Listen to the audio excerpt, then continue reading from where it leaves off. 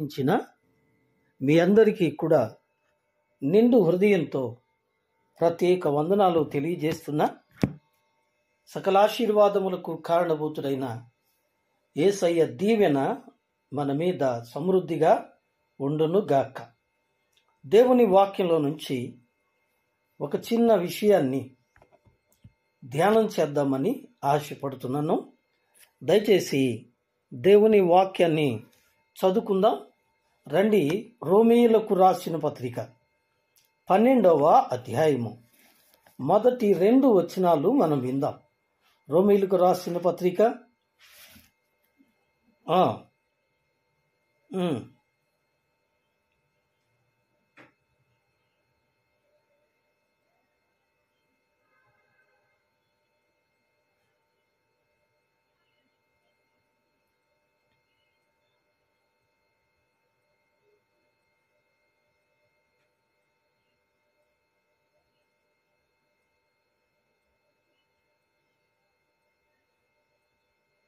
చాలు.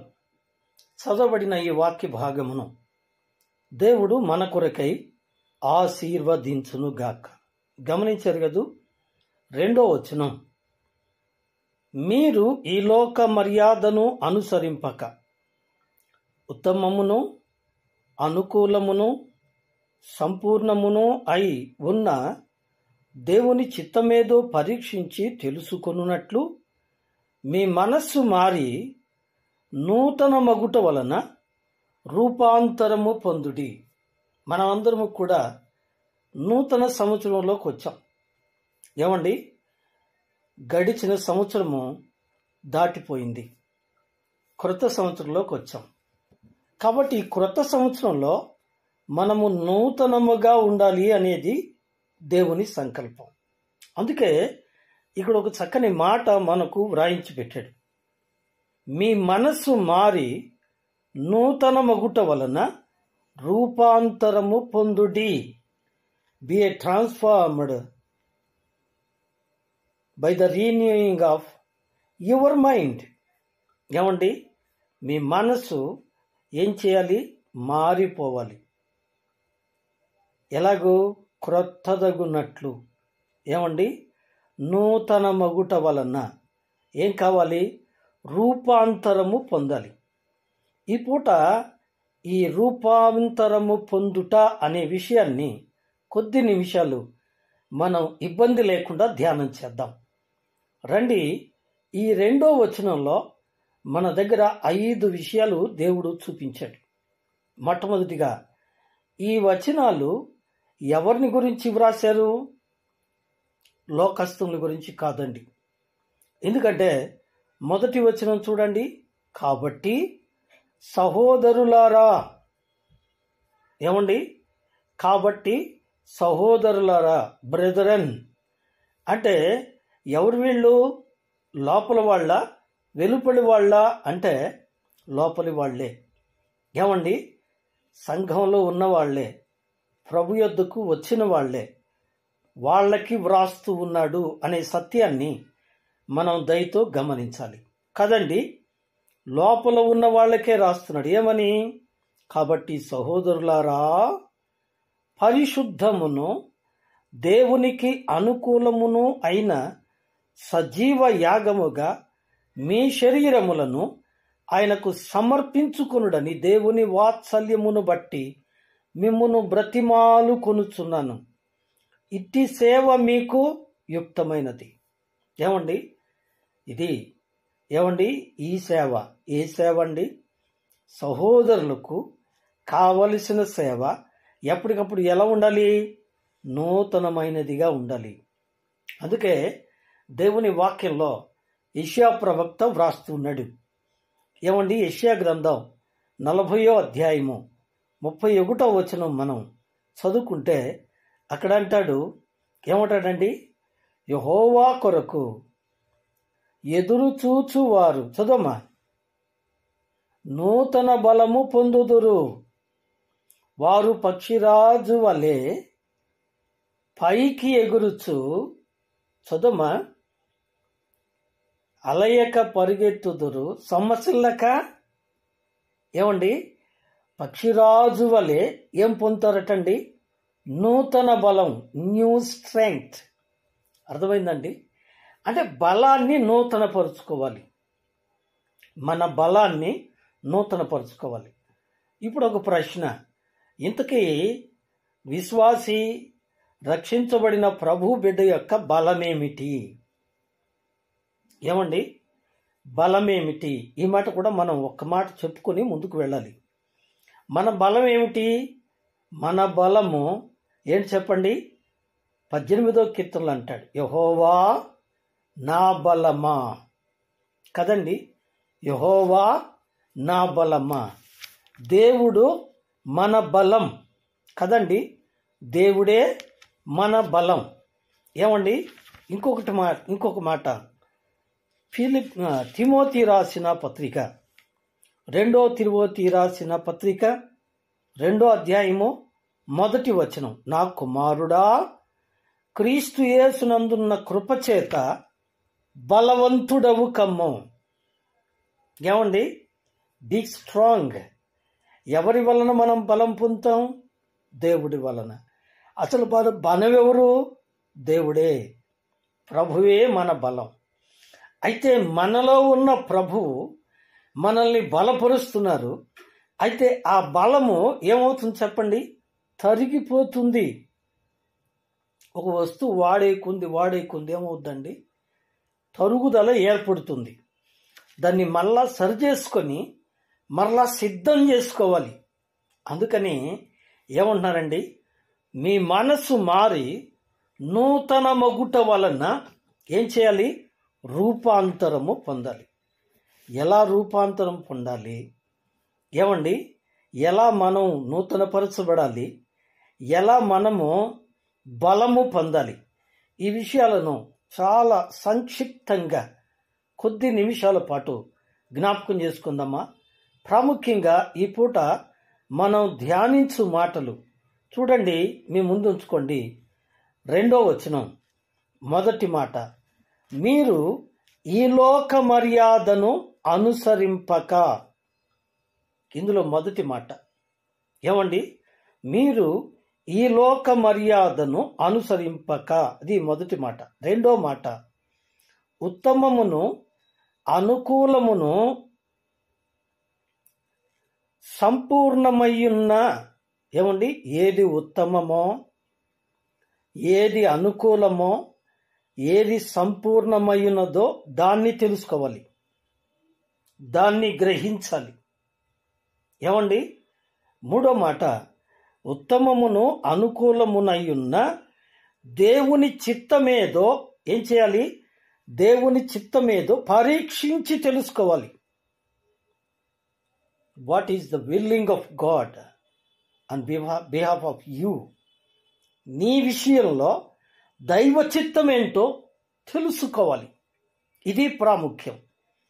ఇక 4వది ఏం చేయమంటున్నాడు? మీ మనసు మారి నూతనం అవ్వాలి. ఏమండి, మీ మనసు మారి, ఏమండి, రీన్యూ యువర్ మైండ్. మీ మనసు మారాలి. ఏమండి, ఎందుకు మారాలి? ఈ విషయాలన్నీ మనం గమనించుకుంటూ ముందుకు వెళదాం. ఆఖరి మాట, 5వ మాట ఏంటంటే, మీ మనసు మారి నూతన మగుటు వలన ఏం చేయాలి? రూపాంతరము పొందాలి. ఎందుకంటే సంవత్సరములు గడిచిపోతున్నాయి. ఏమండి, సంవత్సరములు ఎన్నో గడిచిపోతున్నాయి. ఎన్నో సంవత్సరాలు వస్తున్నాయి, ఎన్నో సంవత్సరాలు పోతూ ఉన్నాయి. ఏమండి, 2024 సంవత్సరాలు వెళ్ళిపోయినాయి. 25వ సంవత్సరంలోనికి మనం వచ్చాం. ఏమండి, ఈ 25 సంవత్సరం సంపూర్ణంగా మనం ఉంటామని, 25 సంవత్సరం సంపూర్ణంగా ఈ భూమి మీద ఉంటామని గ్యారంటీ లేదు. ఎందుకంటే ప్రభు అన్నారు, ఇదిగో నేను త్వరగా వస్తాను అన్నారు. ఆయన వచ్చేటప్పుడు 2024, 2025, 2026 ఎప్పుడో మనకు తెలీదు. ఒకవేళ ఆయన వస్తే, ఏమండి, ఒకవేళ ఆయన వస్తే ఆయన వచ్చేది ఎందుకోసం? మనల్ని తీసుకెళ్ళడానికి, మనల్ని పరలోకం తీసుకెళ్ళటానికి. అందుకని ఏం చేయాలి? Be prepare. ఏమండి, నీవు సిద్ధపడాలి. ఆయన వచ్చినప్పుడు సిగ్గులేని ముఖంతో ఆయన్ని ఎదుర్కోవడానికి ఏమండి, మనుష్య కుమారుని ఎదుట నిలువబడుటకు శక్తి గలవారగునట్లు ఏం చేయాలి? బలము పొందాలి, రూపాంతరం పొందాలి, శక్తిని పొందాలి, శక్తిమంతులగునట్లు. గనుక ఈ విషయాలను ఈ వచనంలో వరుసగా ధ్యానం చేద్దాం. మొదటి మాట ఏం చెప్పండి? ఈ లోక మర్యాదను అనుసరింపక. ప్రియులారా గమనించండి, ఈ లోకంలో ఉన్నదేంటి? ఈ లోకంలో ఉన్నదేంటి? మొదటి యోహాను పత్రిక 2వ అధ్యాయము 15వ వచనం కదూ, ఈ లోకమునైనను లోకములో ఉన్న వాటినైనను ప్రేమింపకుడి. దేవుని బిడ్డలారా, ఇక్కడ ఒక ప్రశ్న. దేవుని బిడ్డలు లోకాన్ని ప్రేమిస్తున్నారా? దేవుని బిడ్డలు లోకాన్ని ప్రేమిస్తున్నారా? అక్కడ అంటున్నాడు, ప్రియులారా, మీరు ఈ లోకమునైనను లోకములో ఉన్న వాటినైనను ప్రేమింపకుడి. అలాగైతే లోకంలో ఉన్నదేంటి? 16వ వచనం, లోకములో ఉన్నదంతయు శరీరాశ, నేత్రాశ, జీవపు డంబం. ప్రియులారా, ఈ లోకములో ఉన్నదంతయు శరీరాశ, నేత్రాశ, జీవపు డంబం. తరువాత ఈ లోకము దాని ఆశలు ఏమవుతాయి? గతించిపోతాయి. అలాగైతే దేవుని బిడ్డలు ఈ లోకాన్ని ప్రేమించటం వలన వారి ఆశలు నశించిపోతాయి. ప్రియ స్నేహితులారా, మనందరికీ తెలిసిన విషయం ఒకటి ఉంది. ప్రభువారు ఉపమాన రీతిగా చెప్పారు కదూ, ఒక మనుషుడట తనకు బాగా ఆశీర్వాదం వచ్చింది. దాన్ని ఆశీర్వాదం అనాలనో, దీవెన అనాలనో, లేకపోతే లాభం అనాలో మనకైతే అంతగా మనం ఖచ్చితంగా చెప్పలేము. ఒక ఆయనకి బాగా లాభం వచ్చిందట. ఆయనట తన పొలము బాగా పండి తనకు విస్తారమైన ధాన్యం వచ్చి తనకు విస్తారమైన లాభం వచ్చినప్పటికి ఏం చేసేట, తనకున్న కొట్లను పెద్దవిగా చేసి వాటి నిండా సమకూర్చుకున్నాడట. చూశాడు, తృప్తిపడ్డాడు. ఏం చేస్తున్నాడండి? పెద్దవాళ్ళు అంటారు, కాలు మీద కాలు వేసుకొని నోట్లో వేలేసుకొని ఏమంటున్నాడు? నా ప్రాణమా, తినుము, త్రాగుము, సుఖించుము, అనేక వత్సరములకు సరిపడు సమృద్ధి అయిన పంట నీకు సమకూర్చుకున్నాను అన్నాడట. ఇప్పుడు దేవుడు అంటున్నాడు, వెర్రివాడా, ఈ రాత్రి నీ ప్రాణమును అడుగుచున్నారు. ప్రియులారా గమనించండి, ఈ రాత్రి నీ ప్రాణమును అడుగుతున్నారు. ఇవన్నీ ఎవరికి ఇస్తావు, ఏం చేస్తావు అని అడుగుతున్నాడు దేవుడు కదండి. ఇక్కడ ఒక ప్రశ్న, అన్నా ఇది లోకస్తుల కథ కదన్నా అని మీరు అనొచ్చు. బాబు, అమ్మ, విశ్వాసుల కథ కూడా ఉంది ఇక్కడ. విశ్వాసుల్లో కూడా కొంతమంది ఏం చేస్తున్నారంటే, విశ్వాసులుగా ఉన్నారు, లోకంలో ఉన్నదాన్ని కూడా ప్రేమిస్తున్నారు. అందుకే భక్తుడైన యోహాను అంటున్నాడు, ఈ లోకములోనైనను లోకములో ఉన్న వాటినైనను దయచేసి ప్రేమించొద్దు. ప్రేమిస్తే అవి నిన్ను దేవుని యొద్ద నుండి వెనక్కి లాగుతాయి.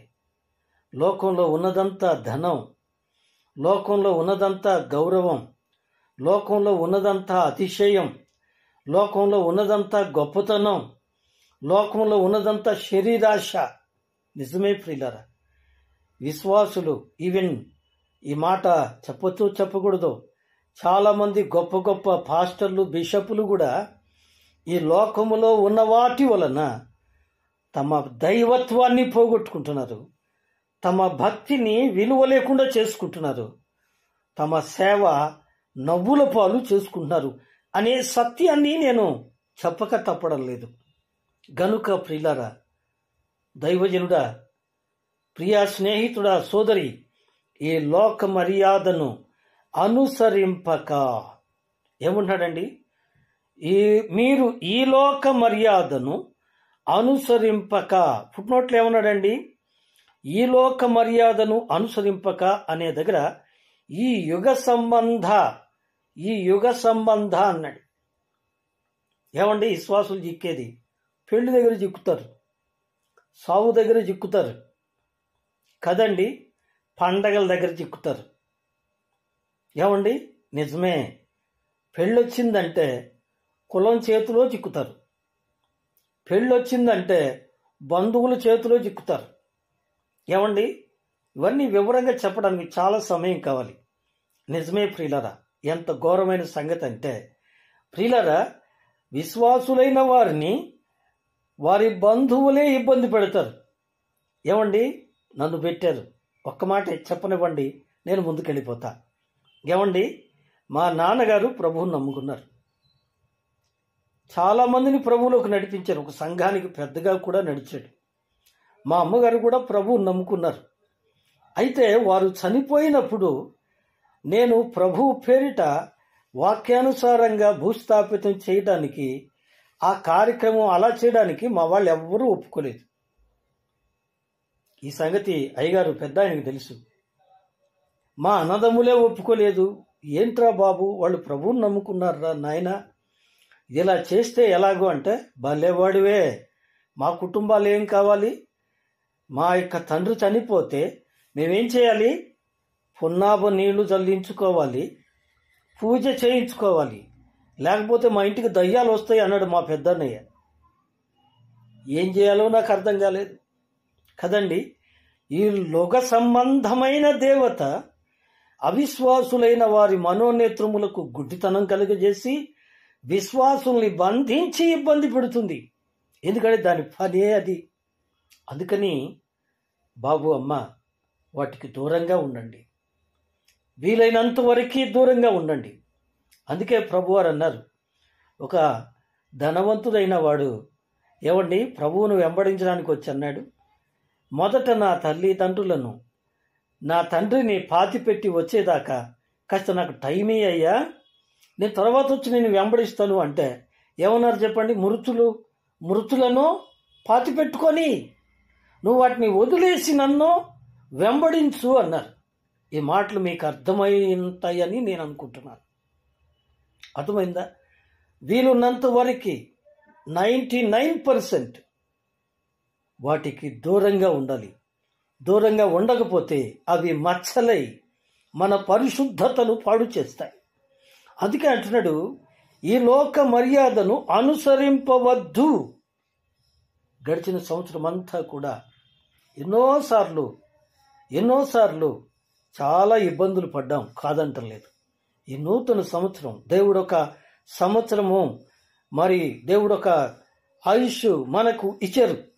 అందును బట్టి ఈ సమయాన్ని ఉపయోగించి పరిశుద్ధంగా ఉండడానికి ప్రయత్నము చేద్దాం. రెండో మాట, ఉత్తమమును అనుకూలమును సంపూర్ణమై ఉన్న దాన్ని తెలుసుకోవాలి.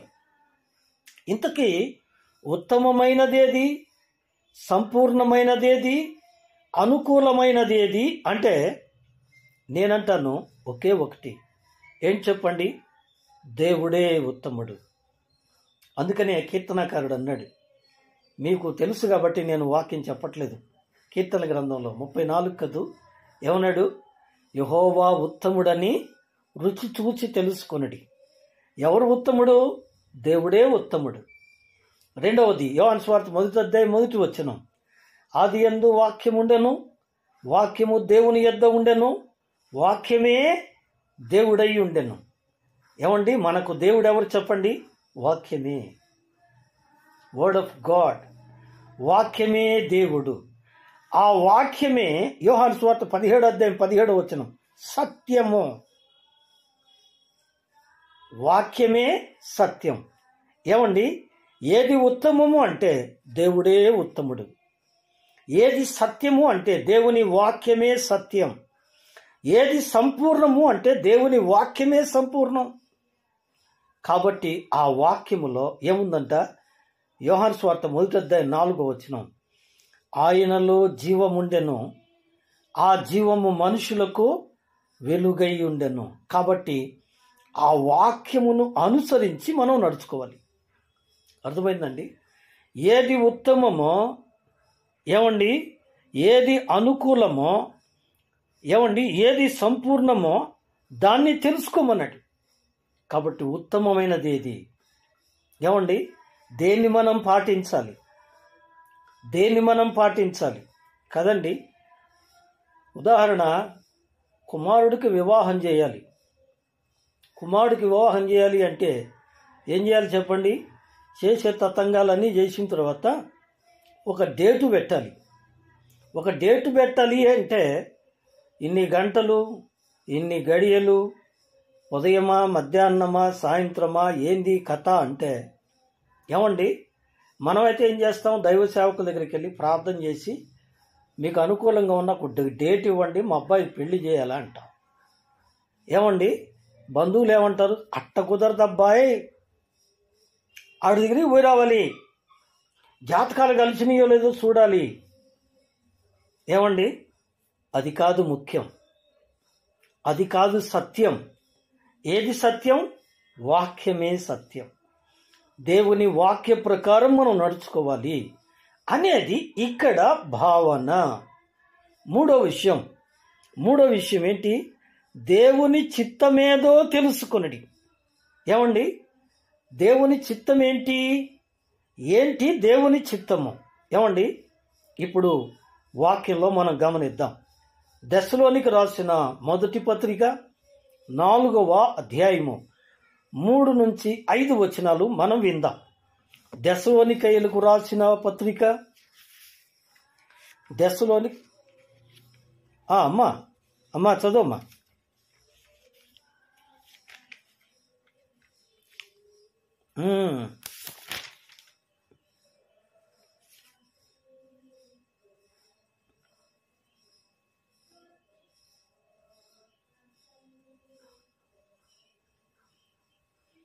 చూడండి, ఇక్కడ చాలమ్మా, ఇక్కడ చూడండి 3వ వచనం. మీరు పరిశుద్ధులగుటయే, అనగా జారత్వమునకు దూరంగా ఉండుటయే దేవుని చిత్తం. 1, 4, 5 వచనాల్లో కూడా ఉన్నది అదే మాట. ఏమండి, మీరు పరిశుద్ధత యందును ఘనత యందును తన ఘటమును కాపాడుకొనవలెనని అది ఎరుగుటయే దేవుని చిత్తం. ఏంటి దేవుని చిత్తం? పరిశుద్ధులుగా ఉండుట దేవుని చిత్తం. ప్రియులారా గమనించండి, దేవుని బిడ్డలు పరిశుద్ధులుగా ఉండాలి. పరిశుద్ధులుగా ఉండడానికి ప్రయత్నము చేయాలి. ఎందుకంటే మనలను ప్రేమించి మనల్ని రక్షించిన ప్రభువు ఇలా అంటున్నాడు. ఏమంటున్నాడు? పేతురు రాసిన పత్రికలో, నేను పరిశుద్ధుడనై ఉన్నాను గనుక మీరును పరిశుద్ధులై ఉండుడి. విన్నారా? దేవుని చిత్తం ఏంటి? పరిశుద్ధత కలిగి ఉండుట. ఇంకో మాట కూడా మనం జ్ఞాపకం చేసుకుందాం. ఎఫెసీయులకు రాసిన పత్రిక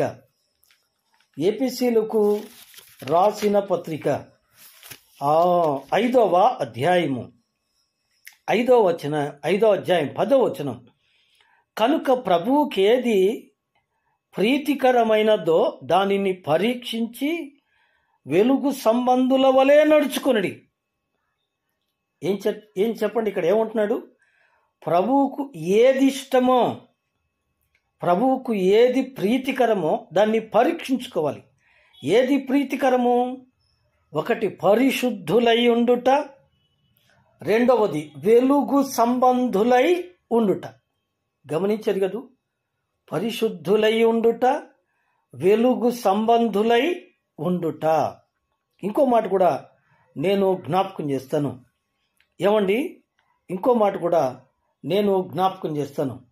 6వ అధ్యాయము 6వ వాక్యం. ఎఫెసీయులకు రాసిన పత్రిక 6వ అధ్యాయము 6వ వాక్యం.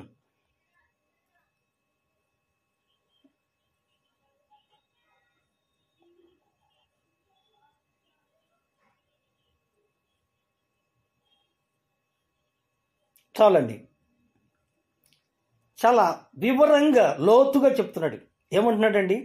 మనుషులను సంతోషపెట్టువారు చేయనట్లు కాక. ఆదివారం మందిరంలోకి వస్తే ఏమండి, మందిరములో ఉన్నంత వినయ విధేయత నెమ్మది ఇంటికి వెళ్ళిన తర్వాత ఉందా? ఎందుకు ఇలా ఉన్నావు, ఎందుకు అలా ఉన్నావు? అక్కడ ఎవరేమో అనరు, కానీ ఇక్కడ పాస్టర్ గారు ఏమన్నా అంటాడేమో. పాస్టర్ గారి కోసం కాదు, మనుషులకు కనబడాలని కాదు, మనుషులను సంతోషపరచాలని కాదు. పాస్టర్ గారు ఆమె చాలా విధేయురాలండి, చాలా భక్తురాలండి, ఆయన ఇచ్చే సాక్ష్యం ప్రయోజనం లేదు. సాక్ష్యం ఎవరివ్వాలి? నిన్ను గురించి ప్రభువు ఇవ్వాలి. అర్థమైందా? ప్రభు చిత్తం ఏంటో, ఏంటి ప్రభు చిత్తం? ఒకటి, పరిశుద్ధులై ఉండాలి. రెండవది, వెలుగు సంబంధులై ఉండాలి. ఇక్కడ ఏమంటున్నాడు? కంటికి కనబడుటకే కాక క్రీస్తు దాసులమని ఎరిగి దేవుని చిత్తము మనఃపూర్వకంగా జరిగించాలి. సమూయేలు అన్నాడు, ఏమన్నాడండి? దేవుడు పైరూపమును లక్ష్య పెట్టడు, కానీ హృదయమునో లక్ష్య పెడతాడు. నీ భక్తి మనఃపూర్వకమందే ఉండాలి. నీ భక్తి మనుషులు కనబడేదిగా ఉండకూడదు.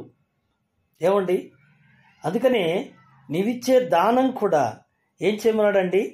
మరొకరు తెలియనట్టు చేయమన్నాడు. ఏమండి, రహస్యంగా చేయమన్నాడు. ఎందుకో తెలుసండి? దాన్ని చూచేది ఆయన. రహస్యమందు చూచు నీ తండ్రి నీకో ప్రతిఫలం ఇస్తాడు. Praise the lord. దేవుని నామానికి స్తోత్రం. ఆయన చిత్తం 3 విషయాలు మనం ఇక్కడ చెప్పుకున్నాం. ఏం చేయాలి చెప్పండి? ఏం చేయాలి చెప్పండి? పరిశుద్ధులుగా ఉండాలి. రెండవది, వెలుగు సంబంధులుగా ఉండాలి. ఏమండి, మూడవది, మనుషులను సంతోషపెట్టేవారంగా కాక, మనుషులకు కనబడేవారంగా కాక, దేవునికి ఏమండి క్రీస్తుకు దాసులమైన ఉన్నట్టు మనఃపూర్వకంగా సేవ చేయాలి. ఈ క్రొత్త సంవత్సరంలో ఇలాంటి అనుభవంలోకి మనం రావడం ఎంతటి ఆశీర్వాదం అండి. అందుకనే ఏమండి, దేవుని వాక్యంలో మరి యోహాను భక్తుడు ఇలా రాస్తున్నాడు. యోహాను సువార్త 5వ అధ్యాయము 24వ వచనం ప్రభు అంటున్నాడు, నా మాట విని నన్ను పంపిన వాని యందు విశ్వాసముంచువాడు నిత్య జీవము గలవాడు. మనం ఏం చేయాలా? దేవుని మాట వినాలి, మనుషుల మాట కాదు. మనుషులను సంతోష పెట్టడం కానే కాదు. ఏమండి, ఇంకో మాట, ప్రకటన గ్రంథం 1వ అధ్యాయము 3వ వచనం. ఏమండి, సమయము సమీపించుచున్నది గనుక ఈ ప్రవచన వాక్యము చదువువాడునో వాటిని విని సంగతులను గైకొనువాడునో. చదవాలి, వినాలి, గైకొనాలి. అది దైవ చిత్తం. చేస్తున్నామా? అయ్యో, గడిచిన సంవత్సరం కొంచెం తప్పిపోయామండి, ఈ సంవత్సరంలోనైనా ఏమండి బి ప్రిపేర్. ప్రభు చిత్తం తెలుసుకొని ఆయన చిత్త ప్రకారము నడుచుకోవడానికి ప్రయత్నము చేద్దామా? దేవునికి స్తోత్రం. అందుకోసం ఏమండి, సామెతల గ్రంథం 8వ అధ్యాయం 34వ వచనంలో అంటాడు, అనుదినము నా గడప యొద్ద కనిపెట్టుకొని ఏమండి నా బోధ లేదా నా ఉపదేశమును ఆలకించువాడు ధన్యుడు. గడిచిన సంవత్సరం అంతా ఎక్కువసేపు ప్రార్థన చేయటం మనకు కుదరలేదు. ఈ సంవత్సరం అయినా కానీ ఎక్కువసేపు ప్రార్థన చేద్దాం. ఏమండి, 3 విషయాలు మనం పూర్తి చేశాం. 4వ విషయంలోకి వద్దాం. మీ మనసు మారి ఏం చేయాలి? మనసు మారాలి. పోయినసారి ఆదివారం కలుసుకున్నప్పుడు ఒక మాట నేను మీకు జ్ఞాపకం చేశాను. ప్రకటన గ్రంథం 2వ అధ్యాయం 21, 22 వచనాల్లో ఏమండి, మారు మనసు పొందుటకు నేను దానికి సమయమిచ్చి తిని, కానీ అది తన ప్రవర్తన మార్చుకోలేదు అంటున్నాడు. ఏమండి, అది తన జారత్వమును విడిచి మారు మనసు పొందలేదు. ఏమండి, ఏంటిది? లవోదికీయ సంఘం. ఏమండి, సంఘం ఏమండి జారత్వం ఉంది. లవోదికయ కాదు, ఏమండి అక్కడ 2వ అధ్యాయము ఏ సంఘం అది? ఆ మాట జ్ఞాపకం చేసుకొని మనం ముందుకెళ్దాం. తుయతైర సంఘం. వందనాలమ్మా. తుయతైర సంఘం. ఈ తుయతైర సంఘ కాలము రోమన్ కథోలిక్ సంఘం. ఇప్పటికీ మారు మనసు లేదు. ఎంత ఘోరమైన సంగతో కదండి. ఆచారాలు ఉన్నాయి, దండలు ఉన్నాయి, వేషధారణ ఉంది, ధనం ఉంది, సమృద్ధి ఉంది, అన్నీ ఉన్నాయి. పాపం కూడా ఉందండి. ఎంత ఘోరమైన సంగతి. అందుకనే ప్రభు అన్నాడు, నేను దాన్ని మంచం పట్టిస్తాను అంటున్నాడు. అందుకే మత్తయి సువార్త 3వ అధ్యాయంలో 7వ వచనంలో అంటాడు, మారు మనస్సుకు తగిన ఫలములో ఫలించుడి. ఏం చేయాలండి? మారు మనసుకు తగిన ఫలము. బ్రదర్, మేమందరం మారు మనసు పొందామండి, మేమందరం బాప్తిసం పొందామండి. మారు మనసు పొంది బాప్తిసం పొందావు, దేవునికి స్తోత్రం, నిండు వందనాలు నీకు. అయితే తగిన ఫలాలు ఫలిస్తున్నావా? మారు మనసు పొందితే ఏమండి? వాక్యంలో ఉంది 2వ కొరింథీయులకు రాసిన పత్రిక 5వ అధ్యాయము 17వ వచనం, కాగా ఎవడైనను క్రీస్తునందున్న ఎడల వాడు నూతన సృష్టి, పాతవి గతించిపోయాయా? ఆ నోరు బాగుపడిందా? ఆ నోరు బాగుపడిందండి. ఎన్ని సంవత్సరాలైనా కానీ నోటికి దడుస్తున్నారు జనం. ఎందుకని? నోరు కాసుకోవడం తెలియట్లా. ఒకటే చెప్పా, ఇంకెన్నో ఉన్నాయి లోపల. కాబట్టి పాతవి గతించాలి. గడిచిన 24 సంవత్సరం వరకు ఎన్నో రహస్యంగా ఉన్నాయి. పాస్టర్ గారు చూడలేదు, పెద్దలు చూడలేదు, బ్రదర్స్ చూడలేదు. ఏమండి, ఇంట్లో వాళ్ళకు కూడా తెలియని చాలా ఉన్నాయేమో. వాటన్నిటినీ తీసివేసుకో. ఏమండి, వాటన్నిటినీ తీసివేసుకో. పాతవి గతించెను, క్రొత్తవాయను. ఈ సంవత్సరమైన క్రొత్త అనుభవంలోనికి నువ్వు వస్తావా? అందుకనే ఏమండి, ఒక పెద్ద ప్రవక్తకు చెప్తున్నాడు యోహాను సువార్త 3వ అధ్యాయం 3వ వచనంలో. ఏమండి, ఎవరైనా నికోదేము, ఆయన ఎవరట? ఎవరు చెప్పండి? ధర్మశాస్త్రోపదేశకుడు. ధర్మశాస్త్రమును చదివినవాడు మాత్రమే కాదు, ఉపదేశించువాడు. ఆయనకి తెలియని ఒక గొప్ప సంగతి ఏంటంటే, ఒకడు క్రొత్తగా జన్మించితేనే తప్ప వాడు పరలోక రాజ్యమునకు చేరడు. అదేంటండి, ముసలుడైనోడు మళ్ళీ అట్టాగా తల్లి కడుపులోకి పోయి వస్తాడండి అన్నాడు. ఎవరన్నారు? ద స్కాలర్ ఇన్ ద ఏమండి లా, ధర్మశాస్త్రంలో ఆయన గొప్పవాడు. కానీ ఆ మర్మం ఆయనకి తెలియలా. అందుకే అన్నది ఆయన, ఒకడు నీటి మూలంగాను ఒకడు ఆత్మ మూలంగాను క్రొత్తగా జన్మించాలి. నీళ్ళలో మునిగి లేచావు, కానీ నీ మనస్సు మారిందా? నీ మనస్సు మారాలి, నీ మనస్తత్వం మారాలి.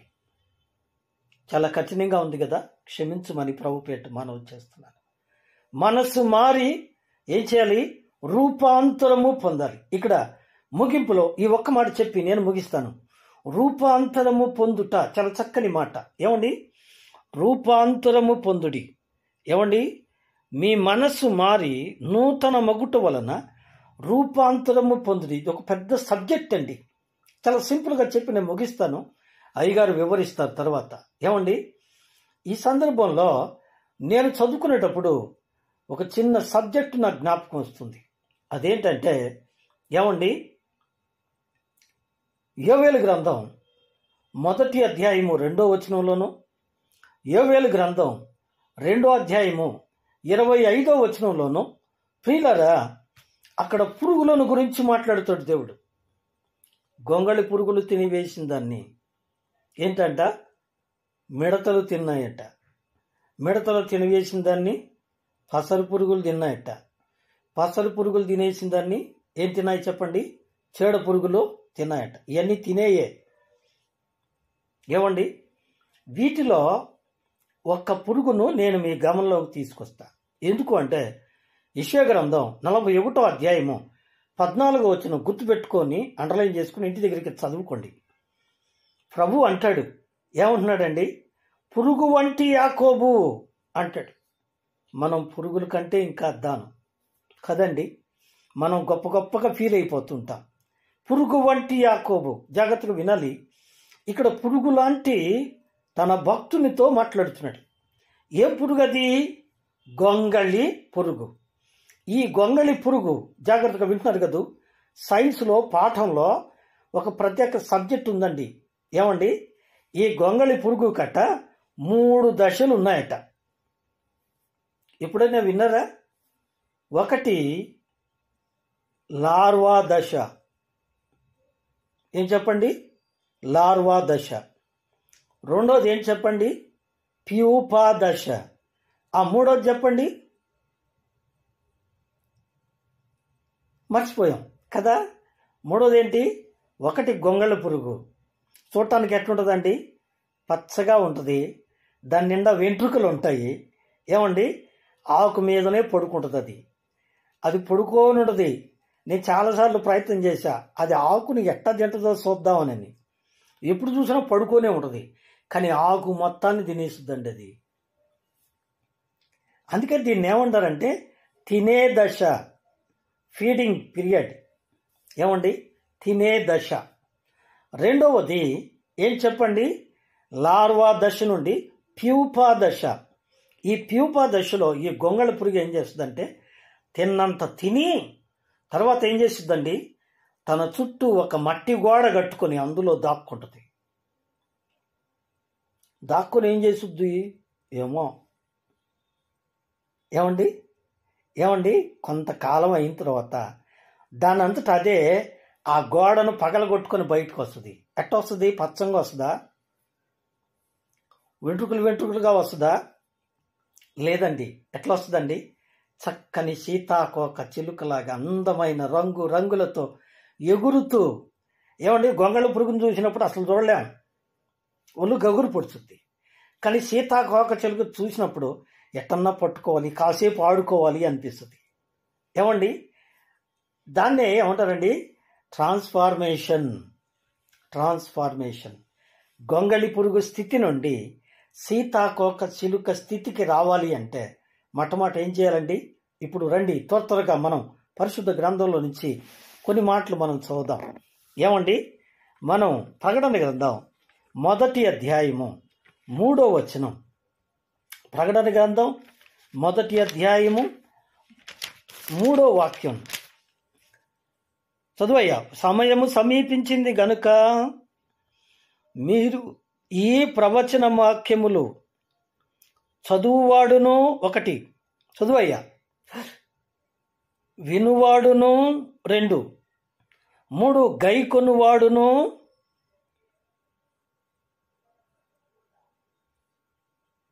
ధన్యులు. It is the feeding time. ఏం చెప్పండి? 1 చదవాలి. ఏం చదవాలి? ఆకులు తినాలి. ఆ గొంగళి పురుగు ఏం చేస్తుందండి? ఆకులు తింటుంది. ఆకులు అంటే పత్రాలు. పత్రాలు అంటే ఏంటి చెప్పండి? ఒకప్పుడు గ్రంథాలన్నీ కూడా ఏం చేసేవాళ్ళు అండి? ఆకుల మీద రాసేవాళ్ళు. తాళపత్ర గ్రంథాలు అంటారు. వాటిని చదవాలి. దేవుని వాక్యం చదవాలి. పాస్టర్ గారు చెప్పినవి, ఇంకొక అక్క గారు చెప్పినవి అవన్నీ రాసుకొని అవసరమైనప్పుడు అవి తిరిగేయటం కాదండి. పరిశుద్ధ గ్రంథాన్ని ప్రారంభం నుండి ముగింపు వరకు వచనం వెంబడి వచనం ప్రతిదినం చదవాలి. ఏమండి, ప్రతిదినం చదవాలి. కీర్తనల గ్రంథం 1వ అధ్యాయము, కీర్తనల పుస్తకం 1వ అధ్యాయము 2వ వచనం. త్వరగా ఏమండి,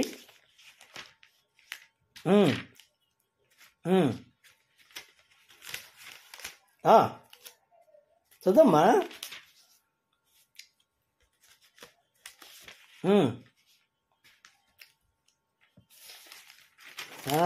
రైట్, చాలమ్మా, చాలా సంతోషం. నాకు ఈ బైబిల్ పేజీలు త్వరగా ఫ్లో అవట్లేదు.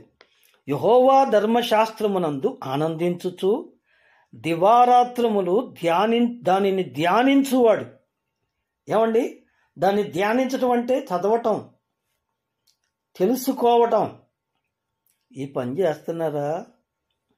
అటువంటి వారట నీటి కాలువల యోరన నాటబడిన వారట. వాళ్ళట ఆకువాడక తన కాలమందు ఫలమిచ్చు చెట్టు వలె ఉంటారట. వారు చేయునదంతయు ఏమైందంట? సఫలమవుతుంది. ఉదయమున లేచి పరిశుద్ధ దేవుని వాక్యం చదువుతున్నారా?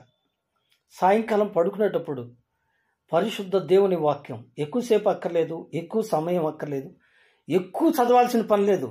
ఇవాళ ఏమైనా కానీ 4 అధ్యాయాలు చదవాలి? No, that is wrong. వీలున్నంత వరకు ఒక పారాగ్రాఫ్ చదువు, శ్రద్ధగా చదువు, అర్థమయ్యేటట్టు చదువు, చాలు. ఆ చదివింది ఏమండి పాట పాడతాం. దినమంతటి కొరకు నన్ను సిద్ధపరచు, రక్షించు ఆపదల నుండి. ఏమా ఆలోచించాలని మనం చేస్తున్నా. దేవుని వాక్యం చదవాలి. రెండవది, దేవుని వాక్యం వినాలి. వినుట వలన ఏం కలుగుతుంది? విశ్వాసము కలుగుతుంది. దేవుని వాక్యము చదవాలి, దేవుని వాక్యము వినాలి, దానిని గైకొనాలి. These are the feeding time. ఏమండి, దీన్ని లార్వా దశ అంటారు. ఓపిగ్గా ఏమండి ఆ చెట్టు నుంచి ఆకు మీద నుంచి నెడతా ఉంటారు అందరూ. ఎన్నిసార్లు నెట్టినా ఎట్ట పాకుద్దో, ఎంత కష్టపడుద్దో, మరలా వచ్చి ఆకును తినిందాక నిద్రపోతుంది. ఏమండి, ఏదో ఒక సమయాన్ని ఉపయోగించుకొని, ఏదో ఒక సమయం, చాలా పని ఉందండి, తీరుబాటే లేదండి, చేసుకో తీరుబాటు. వాక్యం చదవాలి, వాక్యాన్ని వినాలి, వాక్యాన్ని గైకొనాలి. ఇది ఫీడింగ్ టైం. ఇది విశ్వాసికి అవసరమైన టైం. ఇది అవసరం. గత సంవత్సరంలో కుదరలేదు. Please try this year. There is no time. సమయం సమీపిస్తుంది, దగ్గరకు వస్తుంది, జాగ్రత్త. రెండవది ఏంటంటే ప్యూపాదశ. తన చుట్టూ తానే ఎవరు కడతారు? ఆ గోడ ఎవరు కడతారండి? ఒక కుండలాగా చేసుకుంటుంది అది. ఎవరు కడతారు? దానంతట అదే కట్టుకుంటుంది. మత్తయి సువార్త 6వ అధ్యాయం 6వ వచనంలో యేసు ప్రభువారు చెప్పారు, నీవు ప్రార్థన చేయనప్పుడు ఏం చేయాలి? గదిలోనికి వెళ్ళాలి. గదిలోనికి వెళ్ళి ఏం చేయాలి? నీ తలుపు మూసుకోవాలి. లోపల నుంచా బయట నుంచా? చెప్పండి. లోపల వేసుకోవాలి, గడి వేసుకోవాలి. వాళ్ళు ఎవరు వచ్చి తలుపు నెట్టాల్సిన పని లేదు. వాళ్ళతో నీకు పని లేదు. కాదు, గడేసేసుకో. ఆ సపరేషన్ అనేది ఏర్పాటు చేసుకో. రహస్యమందున్న నీ తండ్రికి ప్రార్థన. ఇంకా అక్కడ ఎవరున్నారు? నీ తండ్రి ఉన్నాడు, నువ్వున్నావు. ఏమండి, ఇదే ప్రత్యేకమైన ప్రార్థన. ఏమండి, దీనికి ఏం చేయాలి చెప్పండి? కొండలకు వెళ్ళాలా, అడవులకు వెళ్ళాలా, ఇవన్నీ అవసరం లేదు. ఒక చిన్న అనుభవం చెప్పి నేను ముందుకెళ్తా, టైం అయిపోయింది. ఏమిటంటే, నేను చదువుకోవడానికి నేను ఎంచుకున్న మార్గం ఏంటంటే, నేను హాస్టల్లో ఉండేవాడిని. ఒక్క రూమ్కు 15 మందిని పెట్టేసేవాళ్ళు. చిన్న రూమ్స్, వరుసగా ఉంటాయి పెట్లు, అందరం అక్కడే పడుకోవాలి. చదవాలి అంటే అప్పుడు ఏంటి, ఎన్ని వన్స్ అపాన్ ఏ టైం, వన్స్ అపాన్ ఏ టైం, వన్స్ అపాన్ ఏ టైం, ఇలా చదివితే కానీ అర్థమై సావదు. అందరూ అలాగే చదువుతారు. అందరూ అరుస్తుంటే ఒకళ్ళదొకళ్ళకి వినపడి గొడవగా ఉంటుంది, అర్థమే కాదు. అందుకని నేనేం చేసేవాళ్ళంటే, వాళ్ళు ఓపిక చదివినంతసేపు నేను పడుకునేవాడిని. అయిపోయింది, ఎక్కడోడు అక్కడ పెట్టెల మీద వాలిపోయాడు అనుకోండి, మెల్లగా లేచి కూర్చునేవాడిని. పుస్తకం తెరిచి శ్రద్ధగా చదువుకునేవాడిని. ఏమండి, that is a wonderful time. ప్రత్యేకమైన సమయం. ఏమండి, అందరూ విడిచిపెట్టి దేవుని కొరకు నిన్ను నువ్వు ప్రత్యేకపరుచుకొని ప్రార్థించినప్పుడు రహస్యమందుతున్న నీ తండ్రి ఏమంటున్నాడు? నాకు మొరపెట్టుమో, నేను నీకు ఉత్తరం ఇచ్చేదా. నీతోటే డైరెక్ట్గా మాట్లాడుతాను అంటున్నాడు. అన్నయ్య, మా పిల్లోడి సంగతి ఏంది అన్నయ్య? ఎవరిని అడగాల్సిన పని లేదు, అడుగు. ఆ ప్రత్యేక ప్రార్థన, ఆ సపరేట్ ప్రేయర్ దేవునితో అడుగు. అయ్యా, నా కుమారుడు సంగతి ఏంది, నా బిడ్డ సంగతి ఏంది, నా కుటుంబం సంగతి ఏంది అడుగు. స్పష్టంగా మాట్లాడతాడు నీతోటి. ఆయన మాట్లాడే దేవుడు కదండి. నిజమే, దేవునికి స్తోత్రం. దీన్ని ఏమన్నారండి? ప్యోపాదశ. ఎప్పుడైతే నీవలాగు ప్రార్థన చేస్తావో, ఏమండి, సన్నిధి ప్రార్థన ఇందాక చెప్పుకున్నాం. సామెతల గ్రంథం 8వ అధ్యాయం 34వ వచనం కదండి. మనం ఎప్పుడైతే ఆ సన్నిధి అనుభవాన్ని అనుభవిస్తామో, ఆ సన్నిధిలో మనల్ని మనం ఏం చేసుకుంటాం చెప్పండి. ఇప్పుడు 2-3 వచనాలు మనం చదవాలి ముగింపులో. ఫిలిప్పీయులకు రాసిన పత్రిక 3వ అధ్యాయము 13వ వచనం. ఫిలిప్పీయులకు రాసిన పత్రిక అండి 3వ అధ్యాయం.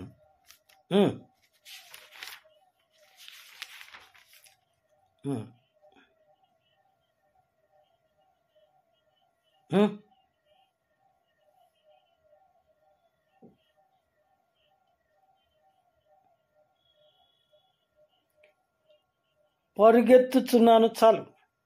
ఏం చేయాలి? మొట్టమొదట వెనకున్నవి. అప్పుడు అట్ట జరిగింది, ఇది ఇప్పుడా జరిగింది. ఏమండి, సంగతులు జ్ఞాపకం చేసేవాడు గొడవ పెట్టేవాడే. గతించిపోయినాయి, అయిపోయింది. ఎందుకంటే ప్రభువారు ఏం చేస్తున్నాడండి? నీ పొరపాట్లను, నీ పాపాలను, ఇస్కి అన్నాడు, నా పాపములను నీ వీపు వెనక పారవేసితివి. అయిపోయింది, ఇంకా అవసరం లేదు, జ్ఞాపకం చేసుకోవద్దు. వెనకున్నవి మరచి ఏం చేయాలి? ముందున్న వాటి కొరకై వేగిరపడాలి. అలా నువ్వు వేగిర పడితే ప్రభు ఏం చేస్తాడండి? ప్రభు ఏం చేస్తాడు? 20వ వచనం. మన పౌరస్థితి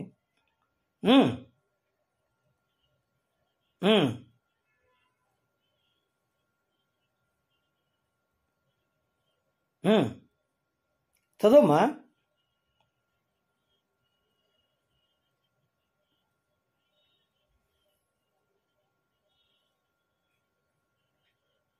విన్నరా? మన దీన శరీరమును తన మహిమగల శరీరమునకు సమరూపముగా. విన్నరా? ఇంతకుముందు మనం చెప్పుకున్నాం, మీకు గుర్తుందా?